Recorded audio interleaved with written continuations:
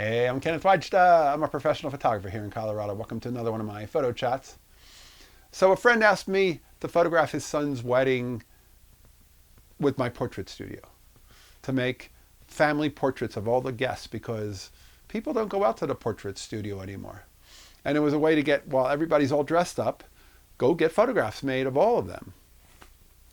And it's all included. And the wedding couple can send them a copy of that photo to keep in their family as a thank you gift. And they ended up with one also so that they would have one.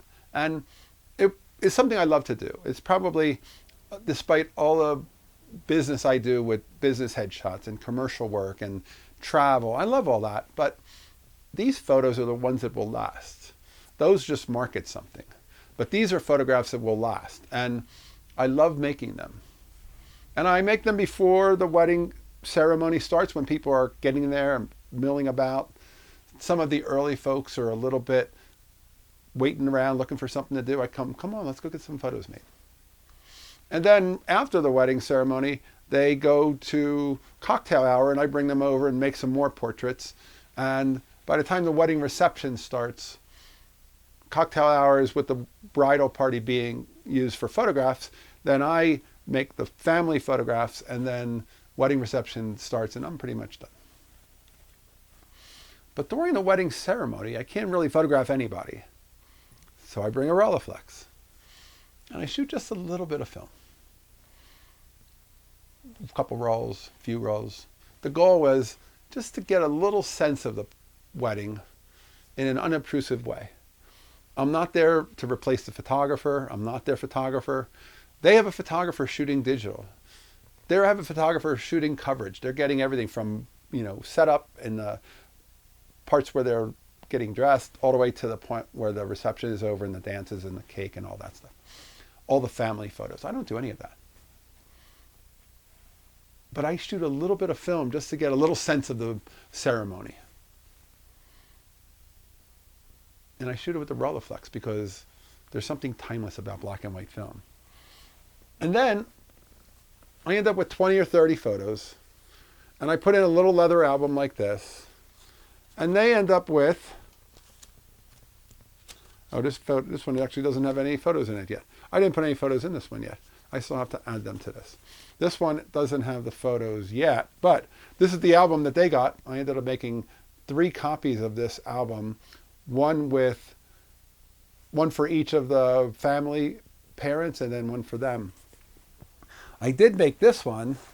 This one is a different one. I kind of like the small leather one better, but this one is this fancy, and all of the photos are 5x5, and they end up being small photos that end up making a great little album. There's only about 30 photos in here, and the goal wasn't to give them complete coverage. It was to give them a handful of photos. And this can be their wedding album if they want a large formal album. The one that I gave them was the small leather one, which it actually has a smaller size photograph. The photos in here are closer to 4x4. The photos in there are closer to 5x5. So it's a question of what size do we want to print. I like the way the 4x4 looks because I like the smaller album, but some people might like the larger print. And then I made some 8x8s for them that I put in frames that they could have for display in their house of themselves as a new wedding couple. But the film part is the fun part for me. The film part, I don't know what I'm going to get. It works great at outdoor weddings when the light is nice, which typically 3 o'clock, 4 o'clock weddings are. And I don't know what I'm going to get. I'm just looking for things. I'm a journalist out documenting, looking for what makes for a good photograph on a Rolleiflex. I need a good crowd shot. I need a good wedding couple kiss shot. I need a couple of the key moments, but I don't need to shoot dozens of frames of each of those. I just need one. I only shoot, when I do my street portraits, I only shoot one frame of each person. So my goal is to bring home 12 different people. Sometimes if somebody blinks, I'll shoot 2, but most of the time it's 1 per person, In this situation, I'm only shooting one here and one there. My goal isn't to give it a lot of coverage, it's to get a few moments that tell the story. This, I think, is carryable. Nobody is going to say at a dinner party, 30 pictures is too many to look at. But the 200 or 1,000 on your hard drive, nobody wants to see them. There's too many. So my goal is to make special photographs that are unique. And I'll put a link to those down below too, so you can also see what do the film photos look like.